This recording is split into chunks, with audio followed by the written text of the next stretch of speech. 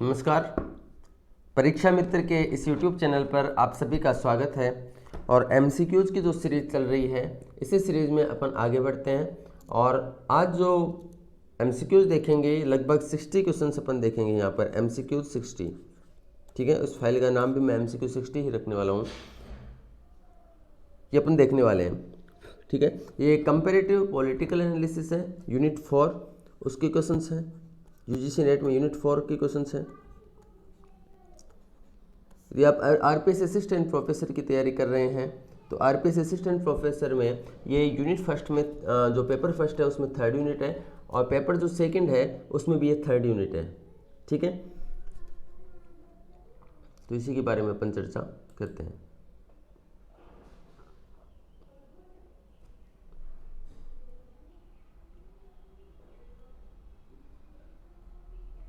ठीक है। प्रश्न है, तुलनात्मक राजनीति के विषय क्षेत्र के संबंध में ये चेतावनी किसने दी है कि तुलनात्मक राजनीति का विस्तार घातक है? ऐसा किसने कहा है? या अपन इसको और आसान शब्दों में बात करें तो ये कहना चाह रहा है कि कौन सा ऐसे विचारक हैं जो कि तुलनात्मक राजनीति के आलोचक कहे जा सकते हैं। जो तुलनात्मक राजनीति के आलोचक हैं तो लास्वेल, सिडनी वर्बा और ह्यूज यूलाउ, ये तीनों ही तुलनात्मक राजनीति को का विस्तार है इसको घातक बताते हैं, नुकसानदायक बताते हैं राजनीति विज्ञान के लिए। तो डी इज राइट आंसर। सामान्य व्यवस्था सिद्धांत के फलस्वरूप संरचनात्मक प्रकार्यात्मक विश्लेषण अस्तित्व में आया। सामान्य व्यवस्था सिद्धांत जो कि डेविड स्टन ने दिया राजनीति विज्ञान में, उसके फलस्वरूप, उसके परिणाम स्वरूप आमंड ने संरचनात्मक प्रकार्यात्मक विश्लेषण दिया। ऐसा स्टेटमेंट है, ये किसका है?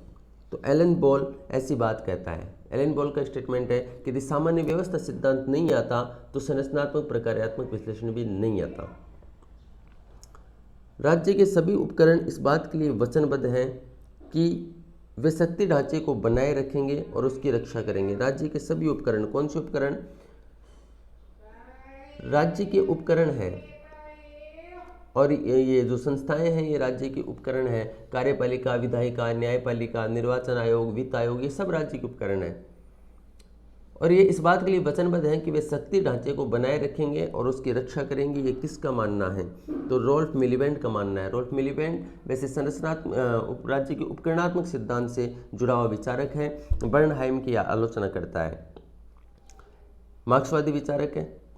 किस देश में संघीय और प्रांतीय सभाओं के बीच विवादों का निर्णय सर्वोच्च न्यायालय नहीं बल्कि संघीय शासन द्वारा किया जाता है?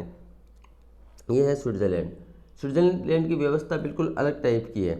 तो ये कह रहा है कि किस देश में संघीय और प्रांतीय सभाओं के बीच यदि कोई विवाद हो जाता है, जैसे भारत में मान लीजिए कि विधानसभाओं के बीच में, राज्य की विधायिकाओं के बीच में कोई विवाद हो जाता है और केंद्र की विधायिका के बीच में यदि कोई विवाद हो जाता है तो निर्णय सर्वोच्च न्यायालय में जाता है। लेकिन यहाँ पर संघीय शासन के द्वारा ऐसे निर्णय किया जाता है। वो देश है स्विट्जरलैंड। बहुल कार्यपालिका का उदाहरण कौन सा देश है? तो बहुल कार्यपालिका स्विट्जरलैंड में पाई जाती है। बहुल कार्यपालिका, बहुल कार्यपालिका का उदाहरण कौन सा देश है? स्विट्जरलैंड बहुल कार्यपालिका का एग्जाम्पल है। किस विचारक ने अध्यक्षीय प्रणाली को निरंकुश, गैर जिम्मेदार एवं खतरनाक बताया है? बेजहोर्ट। बेजहोर्ट अध्यक्षीय प्रणाली का आलोचक है, ठीक है। बेजहोर्ट अध्यक्षीय प्रणाली का आलोचक है और अध्यक्षीय प्रणाली को निरंकुश, गैर जिम्मेदार एवं खतरनाक बताता है। बेजहोर्ट की बुक है इंग्लिश कॉन्स्टिट्यूशन। इंग्लिश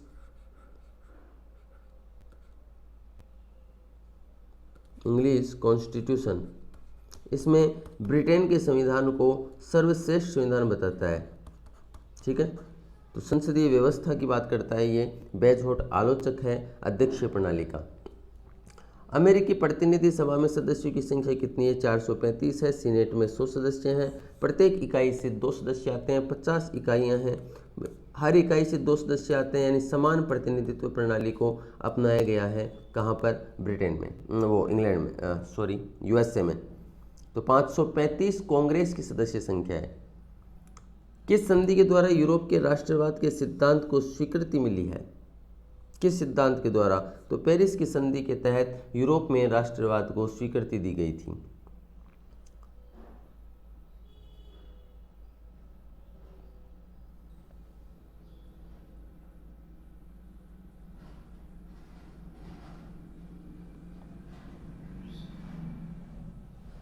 प्रश्न है उत्तर औपनिवेशिक राष्ट्र किस श्रेणी में आते हैं?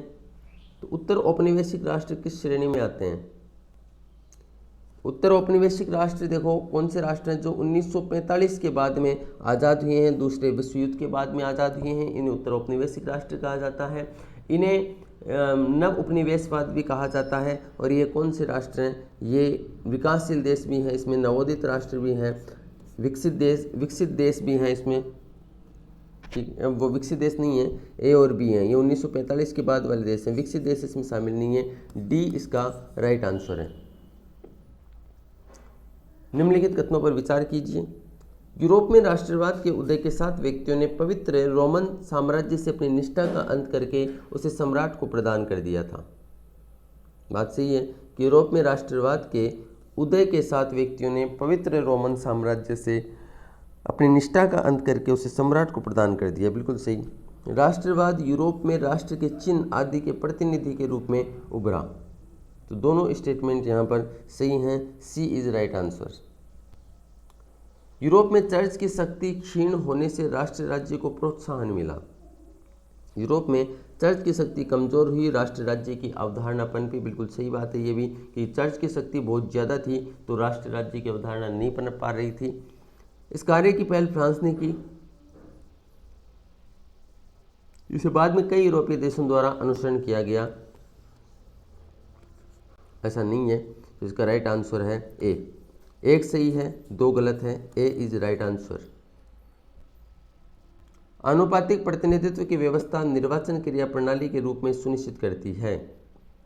अल्पसंख्यकों के प्रतिनिधित्व को, ये प्रश्न 1000 बार पूछा गया है कि आनुपातिक, और हर प्रकार के एग्जाम में पूछा जाता है कि आनुपातिक प्रतिनिधित्व, या प्रश्न यह होता है कि अल्पसंख्यकों के प्रतिनिधित्व को सुनिश्चित करने वाली प्रणाली कौन सी है? तो आनुपातिक प्रतिनिधित्व प्रणाली है, ये अल्पसंख्यकों के प्रतिनिधित्व को सुनिश्चित करती है। एस्पेक्ट्स ऑफ पॉलिटिकल डेवलपमेंट बहुत ही फेमस बुक है, एस्पेक्ट्स ऑफ पॉलिटिकल डेवलपमेंट। एक बुक है aspects of political science, aspects of political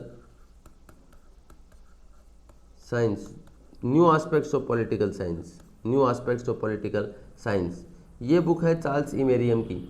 और एस्पेक्ट्स ऑफ पॉलिटिकल डेवलपमेंट, राजनीतिक विकास, जो पॉलिटिकल डेवलपमेंट टॉपिक है, इसकी महत्वपूर्ण किताब है जो कि लुशियन पाई के द्वारा लिखी गई है।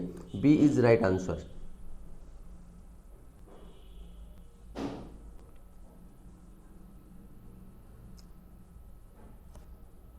Next question, political development and political decay, ये जो बुक है ये है हंटिंगटन की बुक। और एक बुक है political order, political order and political decay, development की जगह ऑर्डर शब्द लिखा हुआ है। ये बुक है फ्रांसीसी फुकुयामा की, जो कि इतिहास के अंत की बात करता है, एंड ऑफ हिस्ट्री की बात करता है। The politics of the developing areas, ये आमंड और कोलमैन ने मिलकर के लिखी है, ठीक है। यहाँ पे तो फिर भी ऑप्शन सीधा सीधा दे दिया है, आमंड ऑप्शन में है तो अपन ने आंसर कर दिया है। लेकिन इस प्रश्न में ऑप्शन आते हैं Almond Coleman, Almond Verba, Almond Powell, ऐसे ऑप्शन आते हैं। तो ये बुक है the politics of the developing areas, ये आमंड और कोलमैन ने मिलकर के लिखी है। राजनीतिक विकास अवधारणा में विकास फंड, डेवलपमेंट ट्रैप की बात कौन करता है? तो रिग्स विचारक है जो कि विकास फंड की बात करता है। Political culture and political development, राजनीतिक संस्कृति और राजनीतिक विकास, ये पुस्तक किसने लिखी है? तो लुशियन पाई और सिडनी वर्बा ने मिलकर के बुक लिखी है। थोड़ा लुशियन पाई और सिडनी वर्बा, इन्होंने मिलकर के बुक लिखी है political culture and political development. इनमें से जो कथन राजनीतिक आधुनिकीकरण की विशेषता नहीं है, यहाँ पे एक वीडियो मिलेगा आपको राजनीतिक विकास का और राजनीतिक आधुनिकीकरण का। राजनीतिक आधुनिकीकरण और राजनीतिक विकास की विशेषताएं समान सी लगती हैं, लेकिन जब आप पढ़ोगे तब आपको आइडिया लगेगा कि दोनों अलग अलग हैं, बहुत डिफरेंस है इनके अंदर। तो राजनीतिक आधुनिकीकरण की विशेषता कौन सी नहीं है? तो राज्य में बढ़ता हुआ शक्ति केंद्रण, ये राजनीतिक आधुनिकीकरण की विशेषता है। सत्ता के परंपरागत स्रोतों का शक्ति संपन्न होना, परंपरागत सत्ताएं नहीं होती हैं आधुनिकीकरण में, बी इसका राइट आंसर है। राजनीतिक संस्थाओं का विभिन्नीकरण होता है, विशेषीकरण होता है, राजनीति में जनता की सहभागिता होती है, ठीक है। तो राजनीतिक विकास जो है वो राजनीतिक आधुनिकीकरण है, लेकिन राजनीतिक आधुनिकीकरण राजनीतिक विकास नहीं है। ब्रिटेन में 17वीं शताब्दी में दो बड़े राजनीतिक दल थे, व्हिग और टॉरी। व्हिग और टॉरी दो प्रसिद्ध राजनीतिक दल थे, कहाँ पर? ब्रिटेन में। ठीक है, व्हिग और टॉरी, ए इज राइट आंसर। अल्पतंत्र का लो नियम अभिजनवादी सिद्धांत से जुड़ा हुआ है, और अभिजनवादी सिद्धांत को अपन पढ़ते हैं जब लोकतंत्र पढ़ते हैं। लोकतंत्र के टॉपिक में अभिजनवादी सिद्धांत को पढ़ा जाता है। तो अल्पतंत्र का लो नियम किसने दिया है? अल्पतंत्र का लो नियम दिया है मिचेल्स ने। ठीक है, मोस्का वर्ग अभिजन से जुड़ा हुआ है, वर्ग अभिजन। परिसंचरण के सिद्धांत से जुड़ा हुआ है पेरेटो। ठीक है, सी इसका राइट आंसर है, सी इज राइट आंसर।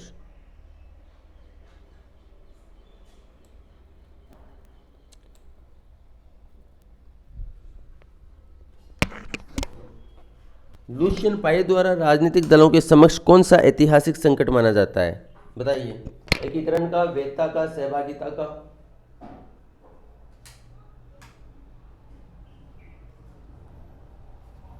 बताइए क्या आएगा इसमें। राजनीतिक दलों के समक्ष कौन से ऐतिहासिक संकट की बात करता है लुशियन पाई?